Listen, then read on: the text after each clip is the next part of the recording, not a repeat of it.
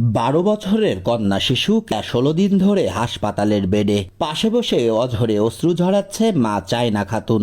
মেয়ের চিকিৎসা খরচ জোগাতে পথে পথে ঘুরছেন বাবা শরীফুল শেখ। মেয়ের চিকিৎসা করতে খোয়া গিয়েছে তাদের গচ্ছিত অর্থ।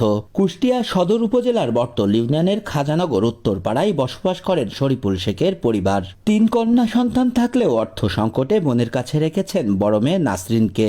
2 মেয়ে সহধর্মিণী ও মা বাবাকে নিয়ে স্বল্প আয়ে কোনো মতে জীবন যাপন করছিলেন।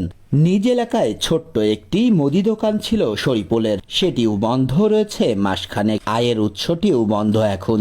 এদিকে মেজ মেয়ে বাত জ্বর ও ব্রেন সমস্যায় ভুগছেন। উন্নত চিকিৎসার ব্যবস্থা করতে বলেছেন চিকিৎসক, তবে অর্থের জোগান করতে না পারায় মেয়ের চিকিৎসা করাতে ব্যর্থ হচ্ছেন বাবা। 12 বছর বয়স, সবার কাছে দোয়া চাই, সবাই যত পারেন আমার মেয়েকে হেল্প করার জন্য আমি সবার কাছে সাহায্য চাচ্ছি। আমার খুব সমস্যা খারাপ হয়ে গেছে, আমার মেয়ের দিকে তাকায় আমি আর ঠিক থাকতে পারছি না। আমি আজকে খুব দূরে করে আমার যাই আসলো আমি সবই এই মেয়ের পাশে দিয়ে আমি এখন নিঃস্ব হয়ে গেছি। আমার আর কিছু দেওয়ার মতো নাই। 3 মাস ধরে জ্বর, পাশে ডাক্তার মাস্টার দেখাইছি, দেখানোর পরে কিছু হয় নাই। তারপর সদর নিয়ে আসছি, আইনে একদিনকে দেখাইছি, দেখার পর রিসিভ করে দিচ্ছে, বাড়ি নিয়ে গেছি বাসায়। নিয়ে যাচ্ছি তারপর আর জ্বর কমে নাই, আবার নিয়ে আসছি। আর 16 দিন 17 দিন হয়ে গেল নিয়ে আসছি। আমার মেয়ে কোনো রকমই কিছু হয় নাই। এখন জ্বর, মাথা আর বমি সেই রকমই করতেছে। রক্ত দিচ্ছি, তারপরও কিছু হইতেছে না। টাকা পয়সা যা ছিল সব ভাঙে টাঙ্গে সারা করছে, এখন আমার হাতে কিছুই নাই।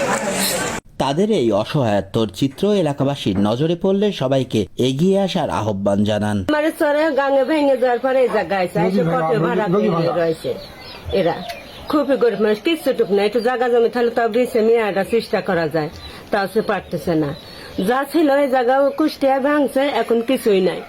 কন্যা শিশু রোকেয়ার চিকিৎসার জন্য স্থানীয় জনপ্রতিনিধিরাও সমাজের বিত্তশীলদের এগিয়ে আসার আহ্বান জানিয়েছেন। তাই আমি খোঁজ নিয়ে দেখলাম যে ওনাদের খুবই সমস্যা। এখন এরকম অবস্থা যে এদের হাড়ি চলতেছে না। তখন আমি একা তো সম্ভব না একটা কিছু করা। আমাদের এলাকাবাসী, গ্রামবাসী যারা আছে প্রত্যেকে এদেরকে সহযোগিতা করতেছেন। তা আমাকে বললো সবাই যে একটু বাড়ির পর এসে দেখেন যে কি অবস্থা।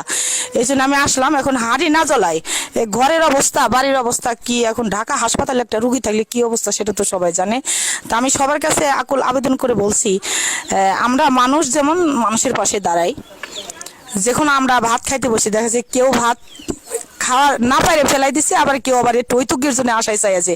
তো আমরা এতটুকু খেয়াল করবো যে আমি ওইটুকুই তাকে দিয়ে আমি যদি সহযোগিতা করতে পারি, আল্লাহ দিলে তারা সচ্ছলভাবে চলতে পারবে। আমি বর্তল ইউনিয়নের 7, 8, 9 মহিলা সংরক্ষিত আসনের মেম্বার।